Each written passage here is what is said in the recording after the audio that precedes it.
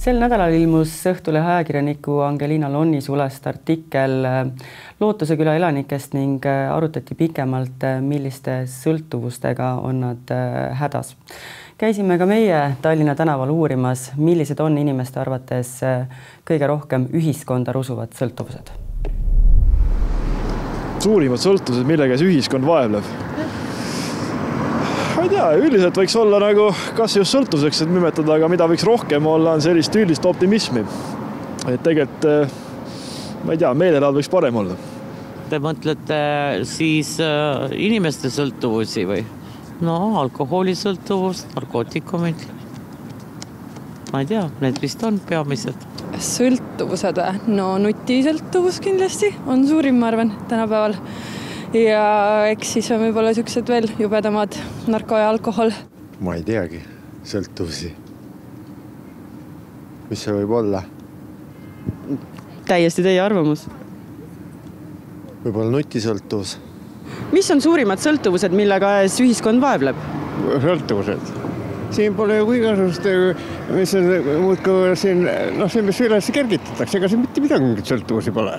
Siin on igasugune töökius, ma ei tea, halduskius, pärgid, ma ei tea, mitte midagi.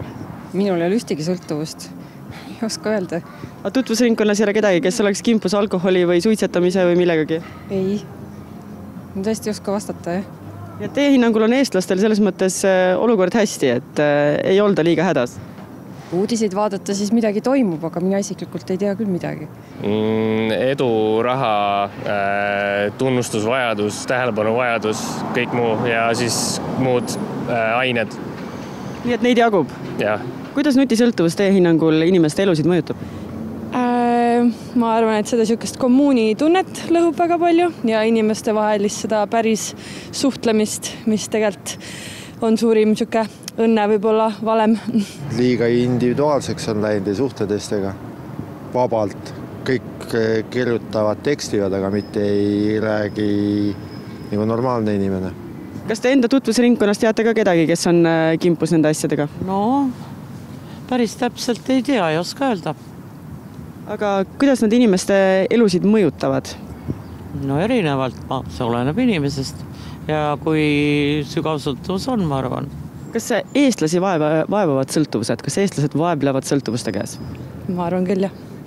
Aga mitte ainult võib-olla eestlased, ma arvan, et ühiskond üleüldiselt. No mis te arvate, mis on eestlaste jaoks kõige laastavam? Sõltuvusained tervise ja psühholoogia valdkonnas, aga isiklikus psühholoogia valdkonnas siiski mingisugune kuuluvus ja muu selline pseudovajadus. Kas ise olete ka millegagi hädas? Suve sõltuvus on mul. Seda vist see aasta ära ei täida? Täidab ikka, varsti tuleb.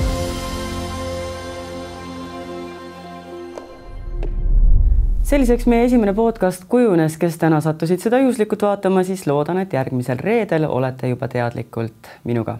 Kohtumiseni!